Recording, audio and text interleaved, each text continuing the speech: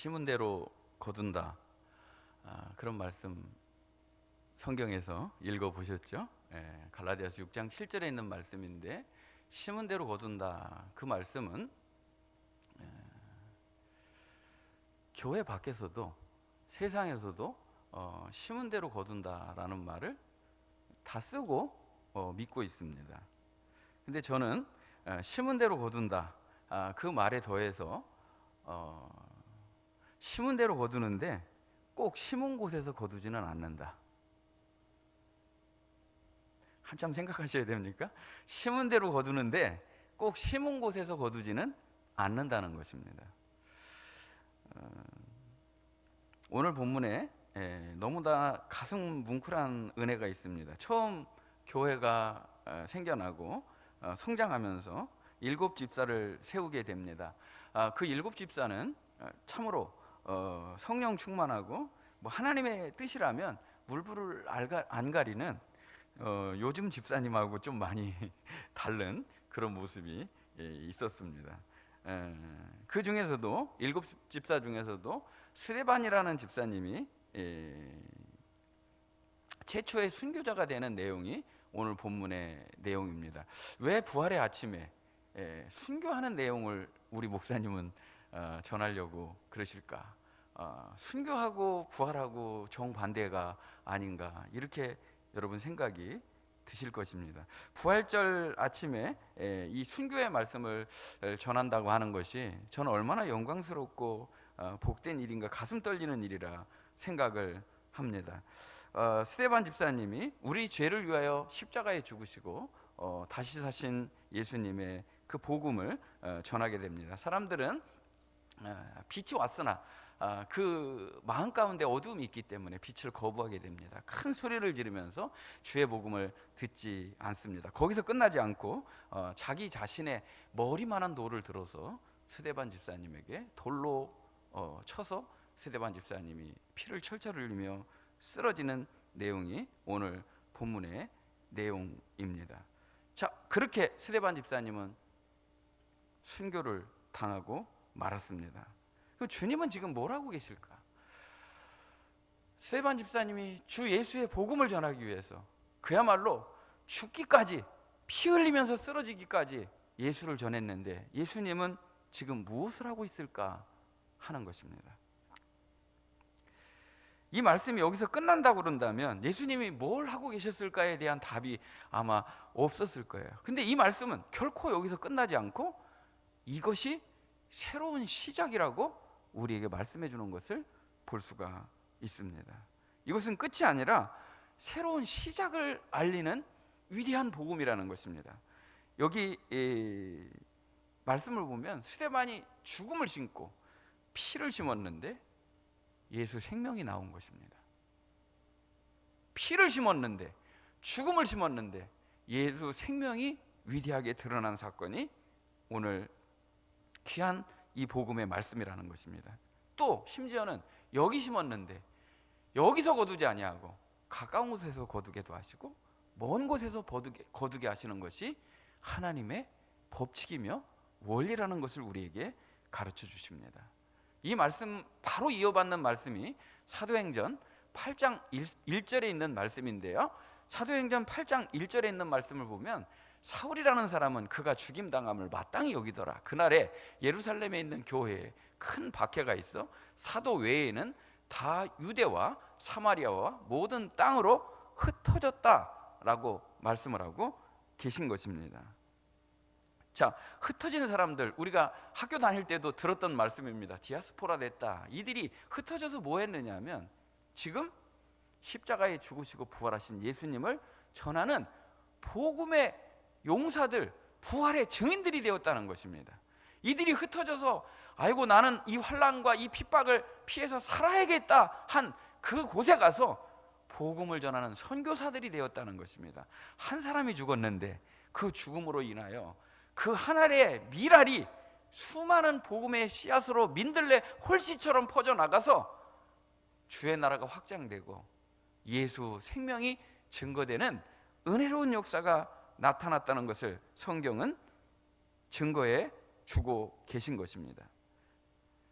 여기서 뿌렸는데, 여기 하나의 미랄이 됐는데, 하나님은 더 많이, 더 멀리서 수많은 복음의 열매들을 거두게 하시는 좋은 하나님이시라는 것입니다. 이게 왜 이렇게 우리는 잘 이해가 안 갈까요? 하나님 정말 공평하셔? 하나님이 정말 공평하신 분일까? 이런 의문들을 가지고 있는 성도들이 많습니다. 왜 그럴까요? 우리의 판단력은 한계가 있기 때문입니다. 우리의 시야는 볼 수 있는 각도가 정해져 있기 때문인 것입니다. 우리는 뭘 볼까요? 내 인생의 반만 보는 것입니다.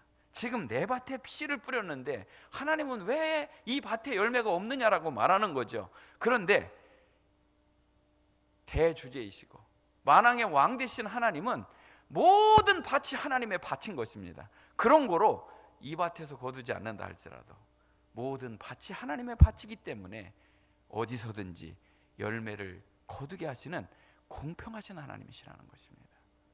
우리가 어찌 이 작은 소견으로, 우리가 어찌 정말 이 작은 마음으로 하나님을 알 수 있겠습니까? 하나님의 뜻을 어떻게 알 수 있겠습니까? 하나님은 하늘의 밀을 떨어뜨리고 그 밀이 죽어서 수많은 복음의 열매가 거둬져서 오늘 우리에게 이 복음이 증거되게 하시는 놀라운 은총의 사랑의 하나님이시라는 것입니다. 다시 사도행전 8장 4절을 이어서 보시면 그 흩어진 사람들이 두루 다니며 복음의 말씀을 전할세. 어떻게 보면 성도들이 조금만 편해도 이제 됐다 이런 마음이 있는 것 같아요. 이제 됐다 하고 아니라는 마음이 있어요. 그래서 교회가 사실은 안정적이고 아무 걱정 없는 게 결코 좋은 것이 아닙니다. 인생이 아무 문제 없는 것이 결코 좋은 것이 아니라는 것입니다. 기도할 만큼, 하나님을 의지할 만큼, 우리가 깨어 있어야 될 만큼 하나님은 문제를 주시고 그 문제를 통해서 우리와 만나기를 원하시고 그 문제를 딛고 일어나서 더 예수 닮기를 원하시고 더 주님의 뜻 안으로 가기를 원하시는 원대하신 사랑의 하나님이시라는 것입니다. 나는 막 대단한 사람인 것 같지만요, 내가 엄청난 사람인 것 같지만요, 사실 아무것도 부족하지 않으면 기도하는 것도 게을러지고 예배의 간격도 눈물 떨어지는 것이 언제인지 모르도록 눈물이 마르는 경우도 있다는 것입니다. 근데 하나님은 핍박을 통해서 이 스데반의 한 사람의 희생을 통해서 교회를 깨우시고 성도를 깨우시고 기도하게 하시고 복음 전하게 하시고 믿음의 삶을 살게 하시는 너무 좋은 하나님이시라는 것입니다. 다시 사도행전 8장 1절에 있는 말씀을 보면 여기 한 사람이 등장하죠. 사울은 그가 죽임당함을 어떻게 여겼더라? 마땅히 여겼다는 것입니다.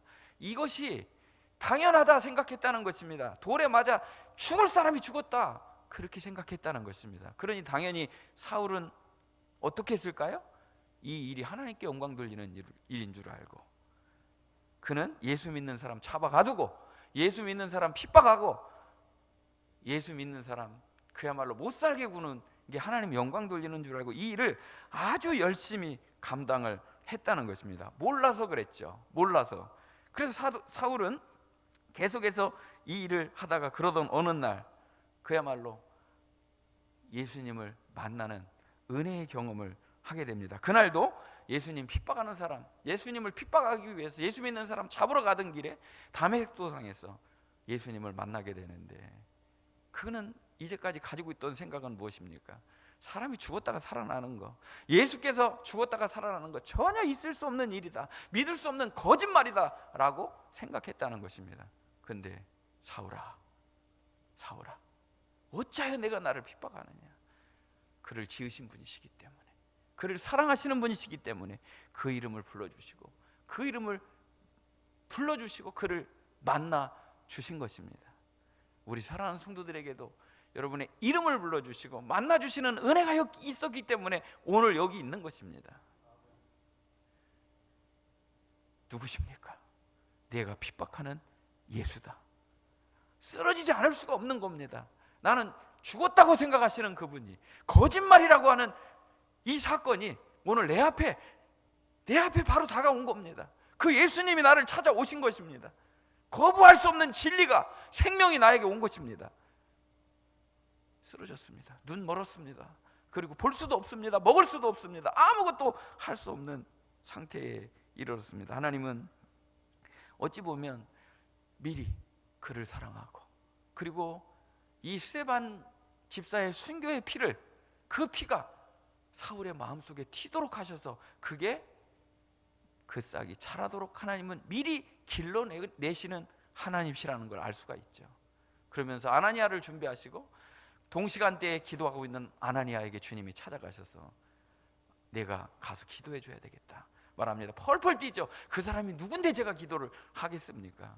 아니다. 그 사람은 내 복음을 위해서 준비된 그릇이다. 얼마나 그가 앞으로 고난을 많이 당할지 나는 알고 있다 라고 주님이 들려주십니다. 지체 없이 아나니아는 일어납니다. 사울에게 가서 사울에게 이렇게 말합니다.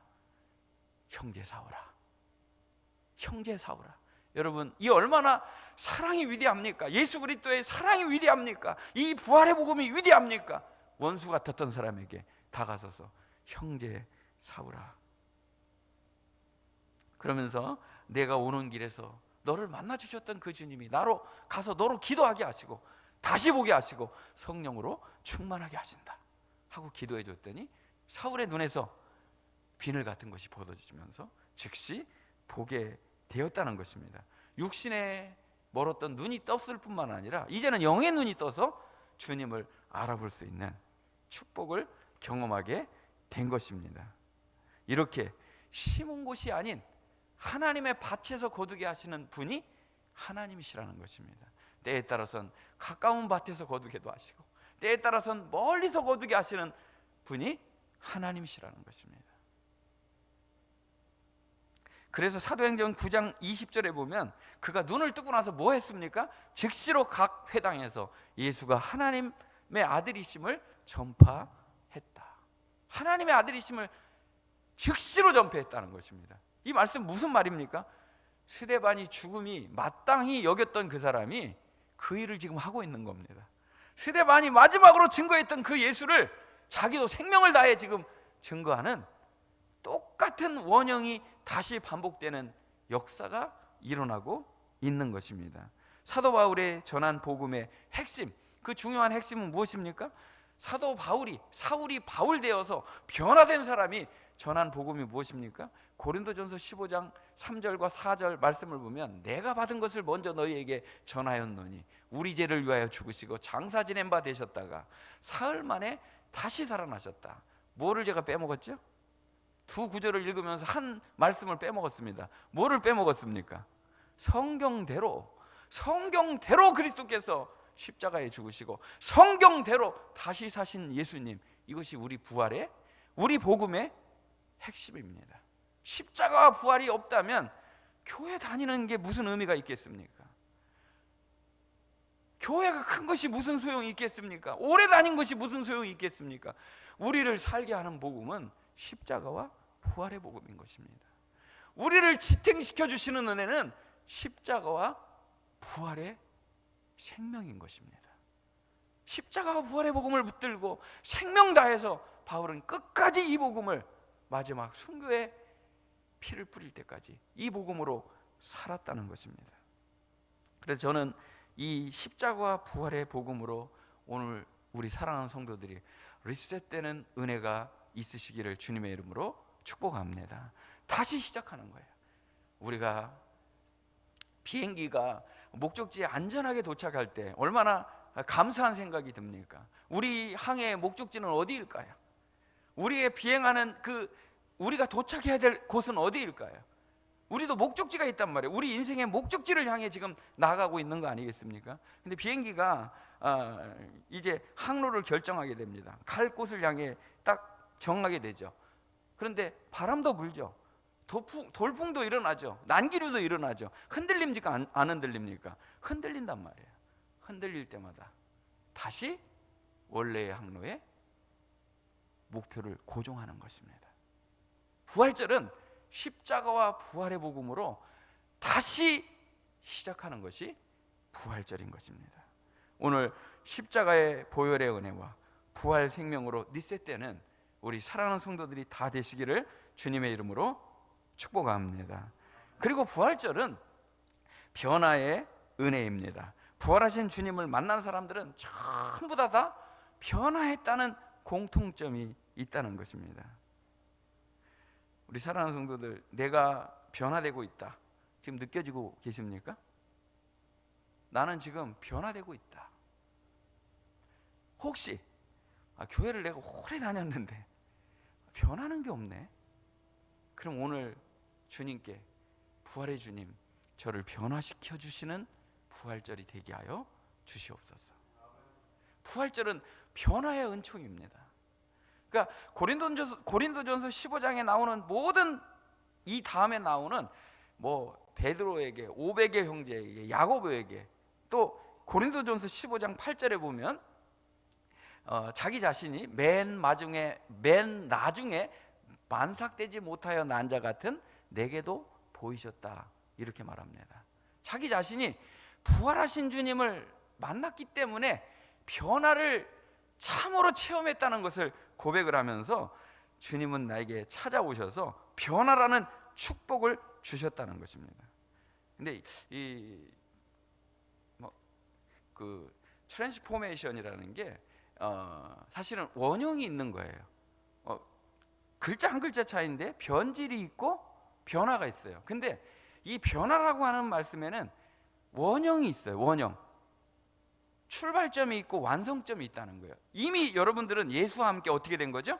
출발한 겁니다. 그럼 우리가 닮아가야 될 완성의 모델이 있어요. 그분이 누구라는 거예요? 예수님이시라는 거예요.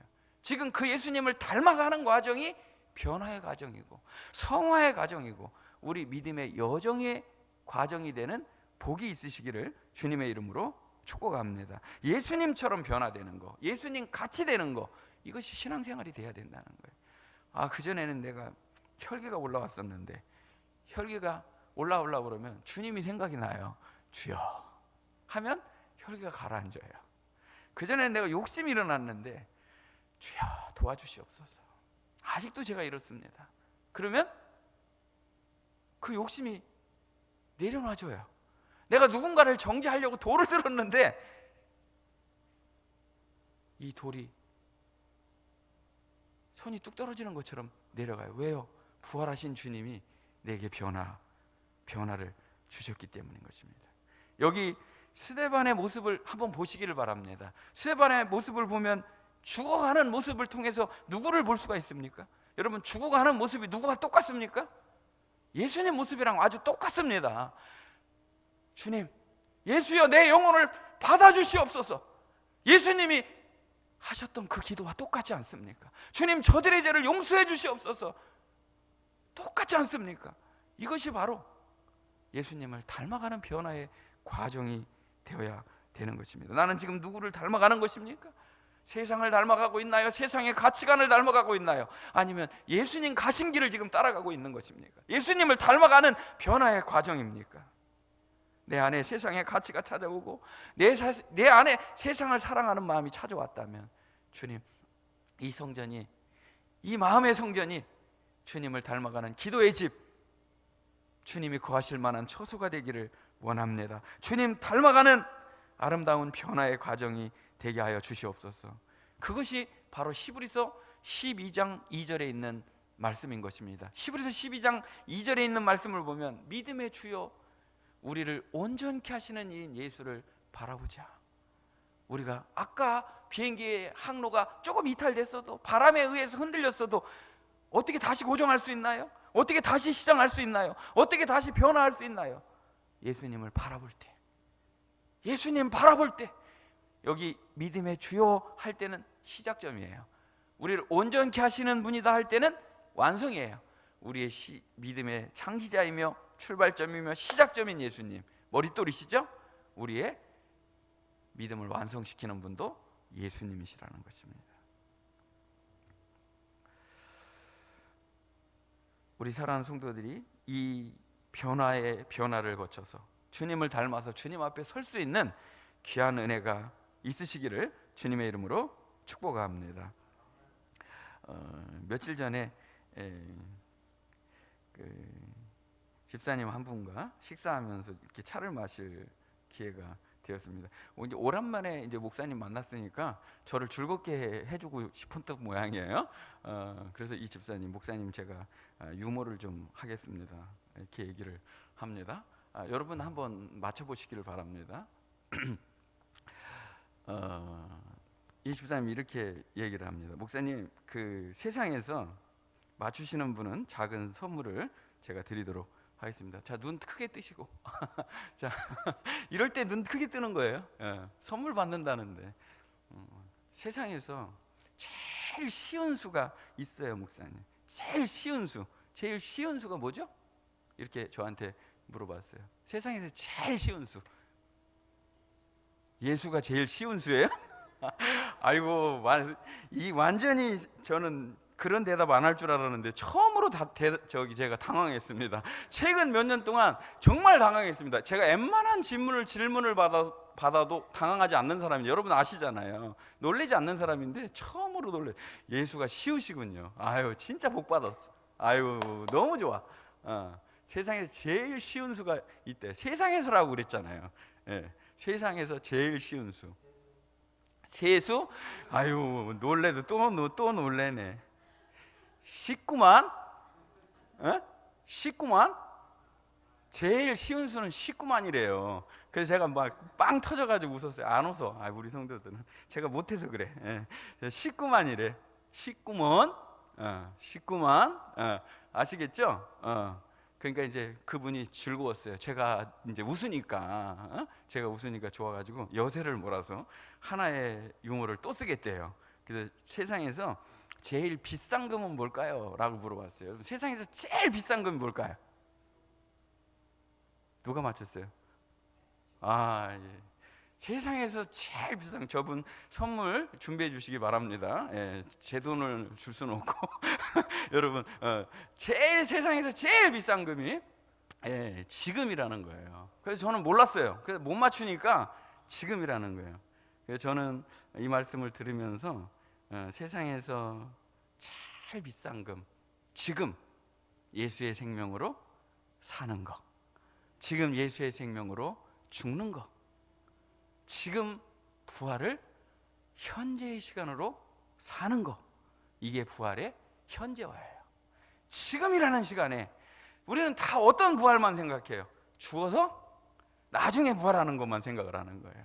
그런데 오늘 지금 내가 부활 생명으로 사는 거, 내 삶에 예수님이 삶에서 재현되는 은혜가 있는 거, 하나님의 나라를 지금 이 땅에서도 누리는 거, 이것이 바로 부활 생명으로 지금이라는 선물을 누리고 사는 은혜인 것입니다. 그래서 고린도전서 15장 31절에 보면, 형제들아, 내가 그리스도 예수 우리 주 안에서 가진 바 너희에 대한 나의 자랑을 두고 단언하노니 나는 날마다 죽노라. 날마다 죽는 것이 날마다 사는 것이라는 것입니다. 근데 많은 사람들은 죽지 않고 사는 것을 생각을 한단 말이에요. 죽는 것이 곧 사는 길인 것입니다. 그러니까 순교도 두 가지 순교가 있다는 거예요. 스데반 집사님처럼 순교가 있고, 오늘 우리 삶의 현장에서 매일매일 매 순간순간 나는 죽고 그리스도가 드러나는 순교도 있다는 거예요. 저는 이것을 삶의 생활의 순교라고 말씀드리고 싶습니다. 아주 작은 것도 내가 양보 못하는데, 아주 작은 것도 내가 포기를 못하는데 어떻게 예수 생명으로 지금을 사는 것입니까? 지금 예수님을 위해서라면, 내가 그 예수님을 위해서라면 자존심을 죽이는 거예요. 혈기를, 욕심을 죽이는 거예요. 그게 날마다 죽는 사건 아니겠습니까? 내가 죽어야 예수가 드러난다. 제가 오늘 우리 사랑하는 성도들이 날마다 죽는다는 거, 예수 그리스도로 오늘을 살아간다는 거, 이것이 여러분의 마음속에 느껴져서 지금이라는 시간을 예수와 함께 사는 은혜가 있으시기를 주님의 이름으로 축복합니다. 제가 아주 오래전 일이기는 하지만 저도 축구를 좋아할 때가 있었습니다. 그래서 제가 이제 축구를 아주 좋아했어요. 그래서 이제 목사님들과 함께 축구도 해본 적도 있고 축구 중계를 보게 되었습니다. 근데 축구 중계에서도 가장 그 사람들이 많이 제일 좋아하는 축구 중에 하나가 EPL이라고 잉글랜드 프리미어 리그의 축구 리그가 있어요. 가장 높은 수준의 축구죠. 제가 한번 오늘 부활주일이니까 퀴즈를 한번 내보도록 하겠습니다. 관중들이 일제히 다 일어나서 기립해서 박수를 쳐줄 때가 있어요. 언제 여러분 관중들이 다 일어나서 박수를 치는 것 같습니까? 모든 관중이 다 일어나서 박수를 쳐주게 됩니다. 보통은 앉아서 우리가 이제 축구를 보지 않습니까? 근데 다 일어난 거예요. 다 일어나서 박수를 쳐주는 거예요. 협조가 안 이루어지고 있습니다.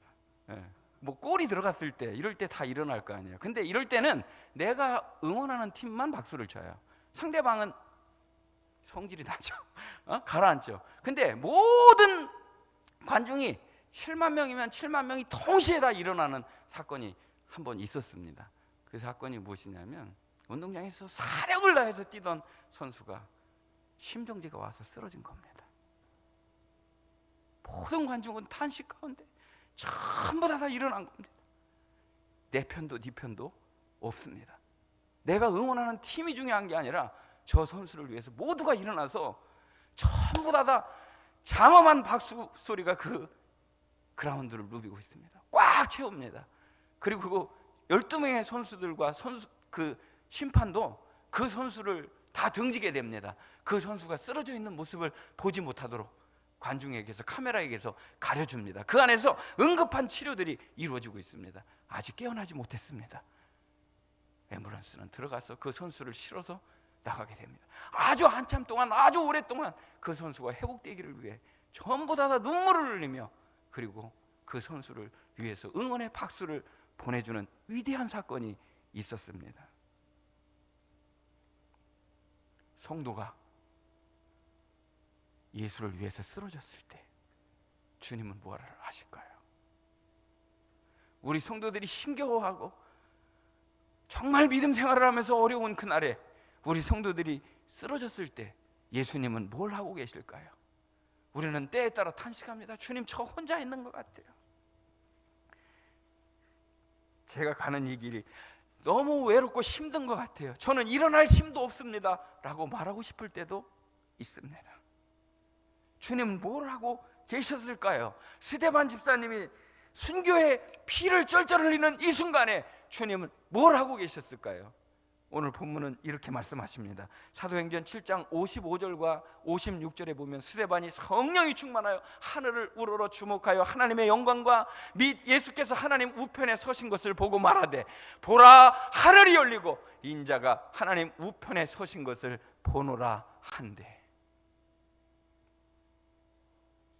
축구라고 하는 축구 선수가 쓰러졌을 때도 7만 명이 일어나 기립하며 박수를 보내셨는데 우리를 사랑하셔서 십자가에 모든 물과 피를 다 쏟으시고 죽기까지 사랑하신 그 주님은 우리가 쓰러질 때, 우리가 신음할 때, 우리가 힘들어하고 신겨워하는 그 순간에 일어나셔서 우리를 응원하시고 우리를 지켜보시고 우리가 가야 될 길을 갈 수 있도록 은혜를 부어주시는 사랑의 주님인 줄로 믿습니다.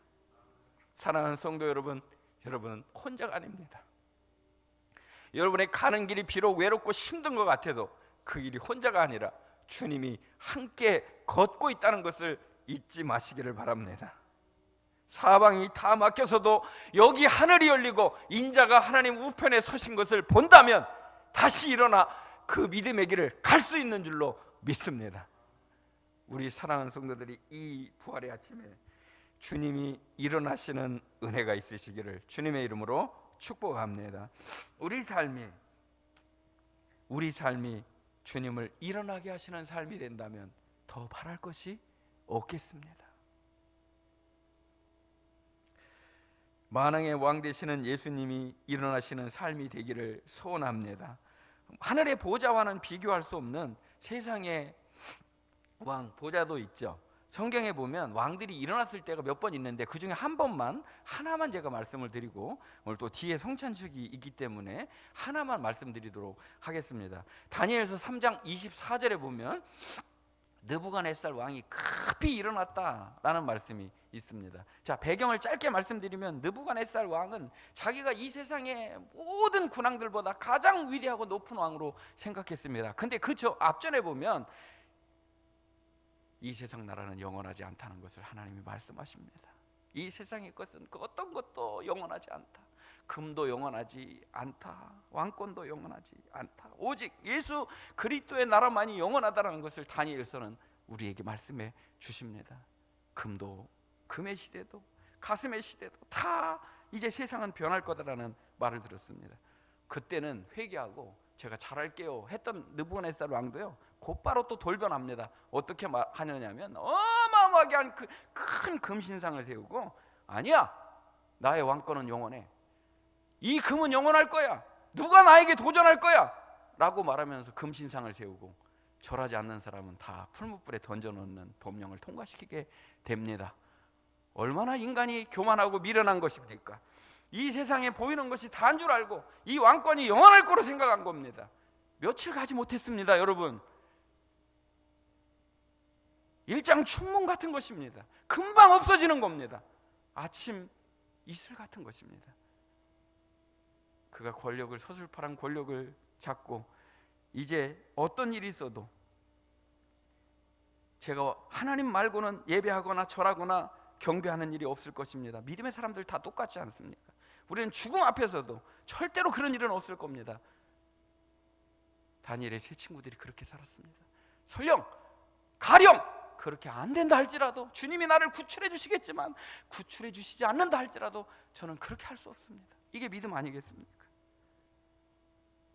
풀무불에 결국은 던져지게 됐습니다. 풀무불에 던져진 상태에서 느부갓네살이 깜짝 놀라 급히 일어났다라는 말씀이 지금 본문 말씀인 것입니다. 던진 자는 세 사람인데 저기 돌아다니는 분은 네 분이 아니냐. 다음 절 한번 보시겠습니다. 25절에 보면 왕이 또 말하여 이르되 내가 보니 결박되지 아니한 네 사람이 불 가운데로 다니는데 상하지도 아니하였고 그 넷째의 모양은 특별히 신들의 아들의 모양과 같도다. 누구십니까? 누구십니까? 만왕의 왕, 세상의 보좌하고 비교할 수도 없는 하늘의 보좌에 계신 분, 그분이 바로 만왕의 왕, 만주의 주가 되시는 예수 그리스도십니다. 그분이 일어나 우리와 함께 춤을 추는 것, 이게 복음입니다. 우리와 함께 춤을 추고 불 가운데에서도 우리를 사랑하셔서 우리와 함께 일어나 계신 분, 이분이 바로 예수 그리스도인 것입니다. 이것이 바로 부활의 현재와 지금 부활을 사는 사람들, 지금 내가 부활을 살고 있는 사람들의 모습인 것입니다.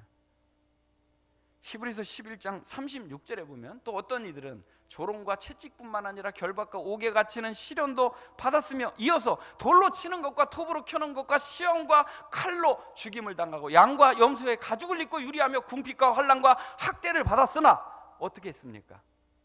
그들은 그래도 믿음을 지켰습니다. 이런 사람을 성경은 다음 절에서 이렇게 말합니다. 이런 사람은 세상이 감당하지 못하느니라.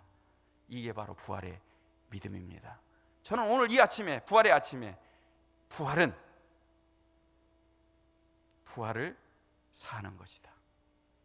부활은 죽음으로 부활을 말하는 것이고 부활을 사는 것이다. 그때 왕이 일어나신다. 다시 말씀드리겠습니다. 부활은 죽음으로 부활을 말하는 것이고 삶으로 부활을 사는 것이다. 그때 왕이 일어나신다는 것입니다. 우리 사랑하는 성도들이 이 복음으로 일어나서 세상이 감당치 못하는 믿음의 사람이 되는 복이 있으시기를 주님의 이름으로 축복합니다. 이 복음을 받은 사람은 어떻게 살까요? 마지막 절입니다. 고린도전서 15장 58절입니다. 그러므로 내 사랑하는 형제들아 견실하며 흔들리지 말고 항상 주의 일에 더욱 힘쓰는 자들이 되라. 이는 너희 수고가 주 안에서 헛되지 않은 줄 알미라. 부활의 복음, 그 부활의 주님이 영원토록 우리와 함께 계시고 살아계시기 때문에 때에 따라서 우리가 흔들렸어도 다시 고정하고 다시 변화의 길을 걸어서 결국은 우리 삶이 왕을 일어나게 하시는, 천국에 가는 그 순간에 일어나 주님이 우리를 맞이하시는 영광스러운 삶이라는 것을 말씀하시면서 이제 우리의 반만이 아니라 하나님의 나라 전체를 하나님의 밭으로 볼 수 있는 눈이 열려서 심은 대로 거두지만 꼭 그곳에 거두지 않는다 할지라도, 심은 곳에서 거두지는 않는다 할지라도 하나님은 이 하나의 씨앗을, 하나님의 나라를 이루는 데 씨앗으로 나를 사용하신다. 우리 삶이 왕이 일어나는 삶이 되기를 원합니다.